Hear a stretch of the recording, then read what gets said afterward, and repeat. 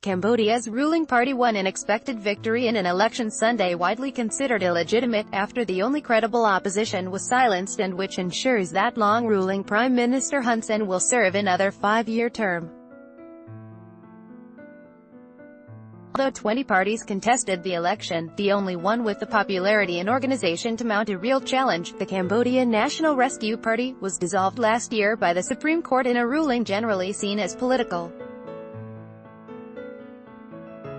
Cambodians checked their names on a voters' list at a polling station in Phnom Penh on July 29.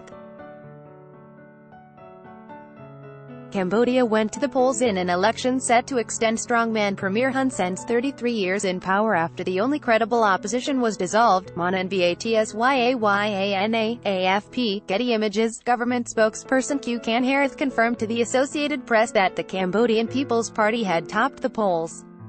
He did not say how many of the 125 seats in the National Assembly the CPP had captured, but preliminary totals broadcast on state television showed that the party had won at least 70% of the vote in each of the country's 25 provinces. Under the election system of proportional representation, the party would likely grab more than 100 seats. Local and foreign rights groups, along with several Western governments, had agreed that the election would not be credible. The United States said it regretted the flawed vote and would consider its responses, including expanding on visa restrictions that were announced in December.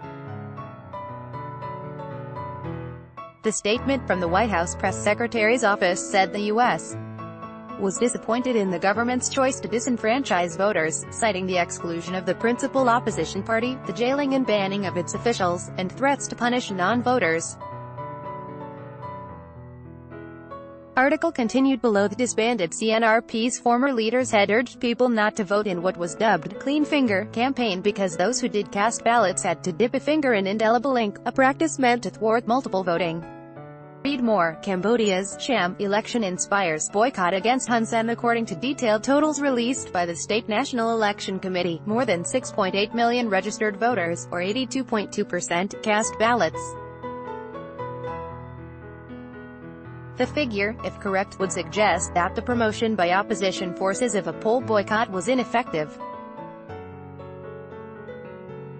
In the last general election in 2013, voter turnout was 6.6 million, or 68.5% of 9.7 million registered voters.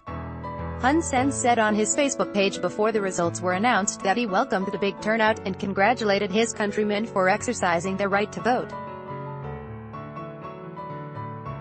However, threats had previously been reported against anyone planning to boycott. In rural areas where the majority live, someone who didn't vote, recognized by the lack of ink on their fingers, might have been subject to retaliation by local officials who carry out civic functions, such as land registration. Voters in Phnom Penh, Cambodia's capital and an opposition stronghold, were less susceptible to such threats because of their higher visibility and safety in numbers. However, according to the election committee, even there the turnout was about 80%.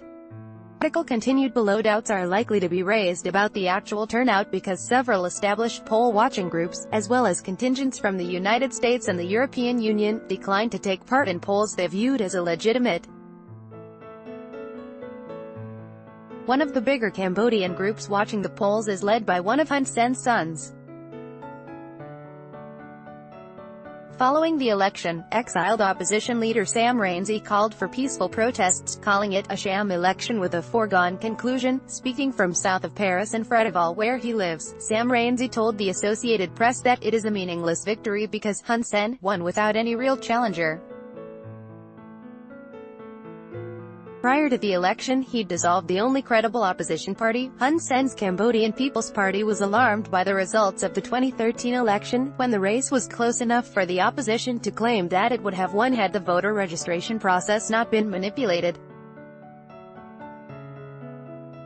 Along with fracturing the political opposition, including pressuring Sam Rainsy into exile and jailing his successor, Kem Sokha, Hun Sen's government also silenced critical voices in the media.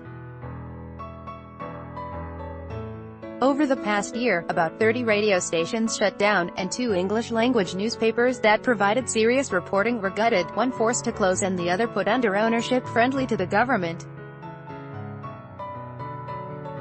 Just ahead of the polls, the government ordered the temporary blocking of 17 websites, citing regulations prohibiting media from disseminating information that might affect security. The blocked websites included those of the U.S. government-funded Voice of America as well as local media. Hun Sen, whose 33 years in power make him among the world's longest-serving national leaders, promised peace and prosperity at a campaign rally Friday, but attacked the opposition's boycott call and called those who heed it destroyers of democracy. Hun Sen, 65, has said he intends to stay in power for at least 2 more 5-year terms. He was a member of the radical communist Khmer Rouge during its successful 5-year war to topple a pro-American government, then defected to Vietnam during Khmer Rouge leader Pol Pot's 1975-79 genocidal regime that left nearly 2 million Cambodians dead. He became prime minister in 1985 in a Vietnamese-backed single-party communist government and led Cambodia through a civil war against the Khmer Rouge, which eased off with the 1991 Paris Peace Accords that also installed a democratic political framework.